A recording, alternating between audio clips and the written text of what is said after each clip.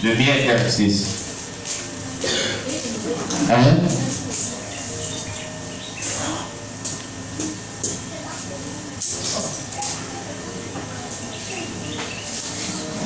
Pour fouiller dans les choses. Viens après, tu vas trouver. Tu vas trouver déjà. On va encore dire aux jeunes frères de nous envoyer ce cahier de notes là. C'est le dernier qui vient rester. Vous avez conservé ça pour moi. On avait payé au moins une dizaine, je crois, et distribué aux gens. Amen. Alléluia. Donc, je disais comme cela que qui sont les ennemis de Dieu? Les ennemis de Dieu sont toutes les forteresses et à leur tête le diable, les forteresses du diable. Les forteresses sont toutes dans le monde des ténèbres, ils proviennent du monde des ténèbres. À leur tête le diable, les chefs, les démons, les puissants des ténèbres, les agents du diable, l'armée physique et spirituelle, l'armée visible et invisible de Satan et Satan lui-même. Voici les ennemis de Dieu. Ce sont aussi nos ennemis. Ce sont nos ennemis. Et dans ce texte biblique, il est dit, Dieu se lève. Ses ennemis se dispersent. Non, il se lève à cause de qui? C'est à cause de ses enfants. Je vais te dire une chose ce matin.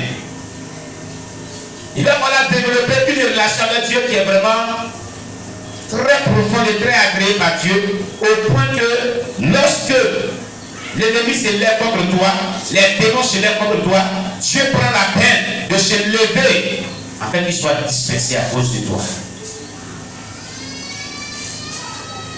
Dieu ne se lève pas en vain.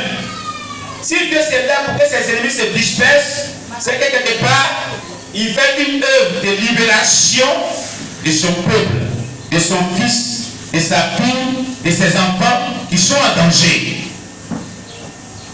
Donc, Satan lui-même, il sait que face à Dieu, il ne peut pas tenir.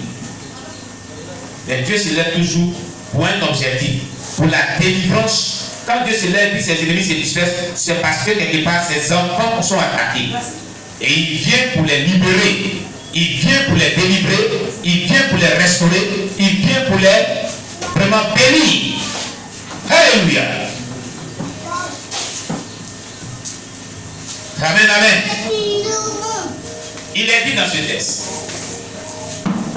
Dieu se lève, ses ennemis se dispersent et ses agresseurs fuient devant sa face. Veux-tu être quelqu'un qui a l'approbation de Dieu sur sa vie, qui attire la faveur de Dieu sur sa vie, au point que lorsque tu es en danger, Dieu se lèvera pour que les ennemis se dispersent, pour que les ennemis fuient devant sa face. Il va falloir que tu sois vraiment, tu développes une relation très agréable à Dieu, au point que la faveur, la puissance, la seigneurie, l'autorité de Dieu soit avec toi. Au point que lorsque des attaques spirituelles, des puissances ténébreuses se lèvent contre ta vie, Dieu se lève aussi pour te secourir, afin que tes ennemis se dispersent. Si le roi David le disait, c'est parce que Dieu s'est levé à sa faveur et lui, ses ennemis qui sont les ennemis de Dieu, se sont dispersés.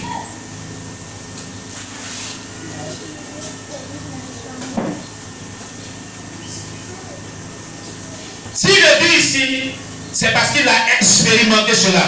C'est parce qu'il avait une bonne vie avec Dieu, une bonne relation avec Dieu. Le bien-aimé qui nous suit, est-ce que vous comprenez cela? Comprenez-vous cela? Amen, amen. Vous qui nous suivez, si vous comprenez cela, sur la plateforme de conférence Teams, comprenez cela.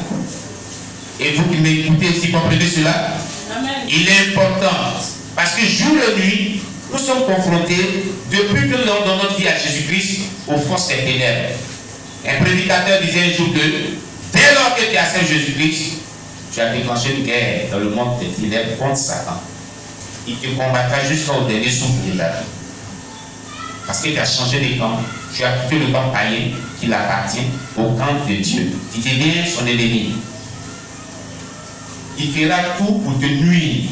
Parce que tu n'es plus dans son camp. Il sait que quand il sera dans le Seigneur, il lui a dit, je mets le feu. Quand on va dire prier, tu vas prier. Tu vas prier pour son royaume. Tu vas prier aussi pour ses œuvres. Il ne sera jamais d'accord avec toi. Il fera tout pour te nuire. C'est pourquoi tu dois comprendre ce fait que nous sommes chrétiens, mais nous sommes engagés dans un combat à vie jusqu'à ce que nous quittons cette terre. Nous sommes dans un combat. La vie chrétienne est faite de combat. Le diable nous combat sur toutes ses formes, dans tous les moindres détails de nos vies. Il nous combat. Amen, amen. Amen. C'est pourquoi il va falloir, comme le roi David, développer une bonne relation avec Dieu, afin que lorsque tes ennemis se lèvent contre toi, aussitôt Dieu se lève pour te secourir. David dit, Dieu s'est levé et ses ennemis se dispersent. Il fuit devant sa face. Pourquoi il le dit? C'est parce qu'il a expérimenté cela. Voilà pourquoi il le dit dans sa parole. Mais nous, les ennemis nous attaquent et Dieu ne se lève pas pour nous défendre. Pourquoi? Dieu est un Dieu de discrimination. Pourquoi pour les autres se lèvent et puis les ennemis se dispersent, ils fuient devant sa face? Et pourquoi toi, pour toi, Dieu ne se lève pas pour te secourir? Même tu gênes, tu cries à lui, tu gênes. 21 jours de gêne, 40 jours de gêne. Mais c'est toujours la même chose. Pourquoi? Dieu est un Dieu injuste. Il est un Dieu de discrimination. Que font les autres pour que Dieu les secoue? Et qu'est-ce que toi tu fais? Puis Dieu ne te secoue pas. Voilà des questions que tu dois te poser. Pourquoi ta situation demeure? Voilà des questions que tu dois te poser. Pourquoi la situation des autres change lorsqu'ils crient à Dieu? Voilà des questions que tu dois te poser. Alléluia. Amen, amen. Il a dit de David, un homme selon mon cœur. David était aussi un pécheur comme toi. Toi, tu n'as pas encore commis un crime. Tu n'as pas encore tué quelqu'un. Mais David, il a couché, il a arraché des forces. La femme de Uri, il a couché avec elle, il a engrossé. Et comme la femme lui disait que j'ai début une grossesse, il dit, ah bon, d'accord.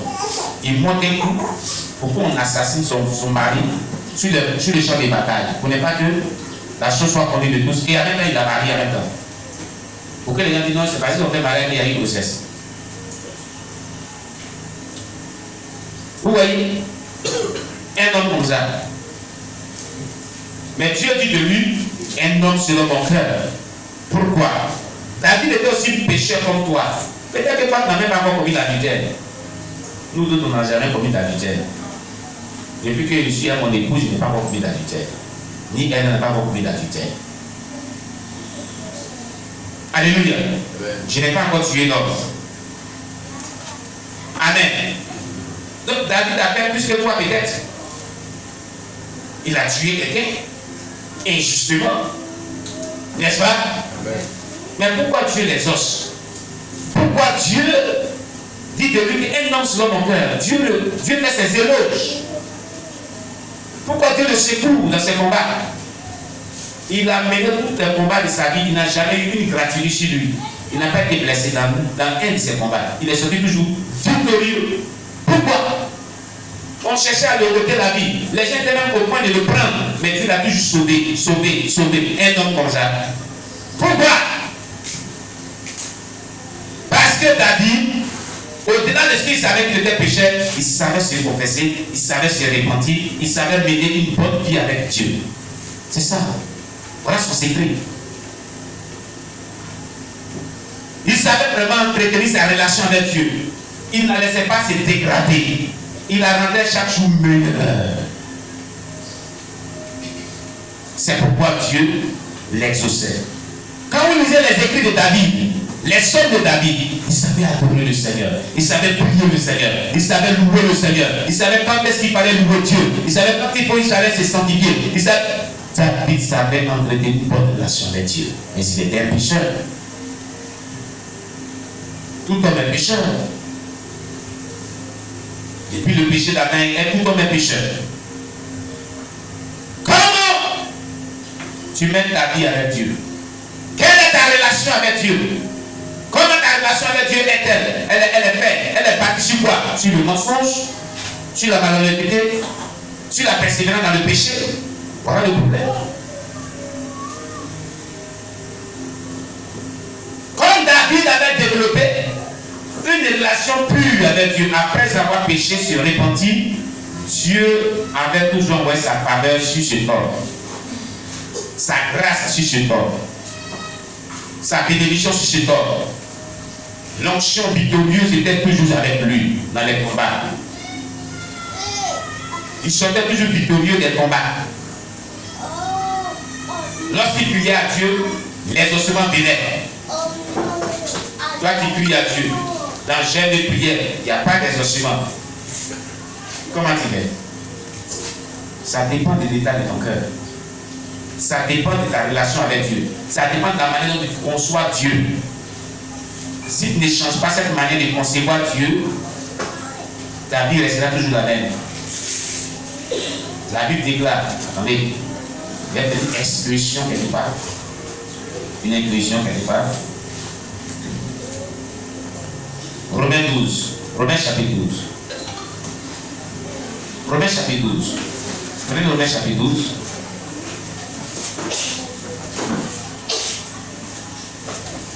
Quand ta mentalité, ta manière de concevoir Dieu n'est pas renouvelée, n'est pas transformée, ta vie ne sera jamais transformée.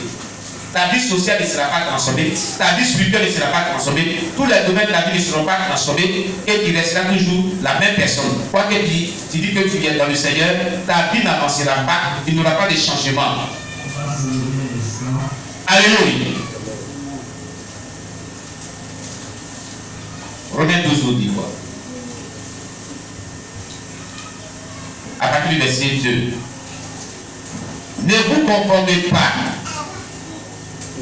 au siècle présent, mais soyez transformés par le renouvellement de l'intelligence, afin que vous discerniez quelle est la volonté de Dieu, ce qui est bon, agréable et parfait. Sois transformé par le renouvellement de ton intelligence. Tant que ton intelligence n'est pas renouvelée, parce que quand tu étais dans le monde païen, le diable avait souillé ton intelligence. L'obscurantisme, le pénombre, les pénombres, l'obscurité qu'on appelle l'obscurantisme, les pénombres avaient envahi ton intelligence. Les ténèbres avaient envahi ton intelligence à cause de la vie que tu as menée qui était païenne, qui était pécheresse. Quand tu viens dans le Seigneur, il faut que ton intelligence soit renouvelée, lubrifiée par la gloire de Dieu, éclairée par la gloire de Dieu, pour que Dieu vraiment puisse t'accorder sa faveur. Pour que Dieu puisse t'accorder sa grâce. Pour que lorsque tu cries à Dieu, puisse t'exaucer. Pour que lorsque tu cries à Dieu, il puisse venir à ton secours. Mais si ta mentalité reste toujours intacte, telle qu'elle était dans le monde païen, parce qu'elle est encombrée par les pénombres, l'obscurité, qu'est-ce que tu apprendras de Dieu? Rien. Parce que tu n'as même pas été transformé. Tu restes toujours le même.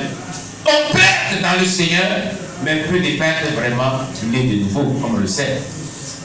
Peut ne pas être transformé, peut ne pas avoir une intelligence renouvelée et transformée dans le Seigneur. Parce que cela dépend maintenant de l'état de notre cœur, du type d'engagement qu'on prend vis-à-vis de Dieu. Dès le départ que tu as fait le Seigneur, je dis, si ton engagement avec Dieu n'est pas sincère, ta vie sera la même. Elle ne changera pas. Quelqu'un écoute bien ce matin. Prends une réelle décision de changer de vie. Un engagement véritable. Pour dire, moi, tout Tout ce que la Bible dit que Dieu veut que je puisse faire, je le ferai. Avec l'aide de Dieu. Avec l'aide de son esprit. Donne-moi de pouvoir vivre selon ta parole. Donne-moi de pouvoir vivre selon ta parole. Aide-moi à vivre selon ta parole. Si tel est le sujet de prière continuelle de ta vie, Dieu transforme ton intelligence. Il transforme l'état de ton âme. Et maintenant, sa faveur est à ta portée. Sa grâce est à ta portée. Sa bénédiction est à ta portée. Lorsqu'il crie à lui, il t'exauce. De nos jours, nous avons un type de chrétien qui ne veut pas vivre une vie chrétienne qui est pure, mais qui se plaise dans le péché, qui prend le péché pour se pomader, comme une femme se pomade, du péché mignon, tout péché, parfume ici, viens te parfumer sur moi. Qui a dit ça? C'est le païen qui se parfume un péché. Pendant que vos camarades viennent le péché, ça dit, oh péché, à tout, je t'aime beaucoup. On peut dormir ensemble. Qui a dit? Haïssez le péché sur toutes ses formes, avec la dernière énergie. Haïssez le péché et la haine du péché. C'est le péché qui envoie tout ce qu'on vit aujourd'hui sur cette terre. Autant possible que ce soit que Adam et Ève vivaient sans péché, ils avaient tout à leur portée. N'est-ce pas? La Bible dit qu'ils avaient tout à leur portée. Ils ne connaissaient pas la souffrance. Mais dès que le péché est rentré sur la terre au travers de Dieu, et que nous sommes descendants d'Ève et d'Adam, et donc nous avons hérité d'un lien parental du péché, on est avec maintenant nos vies.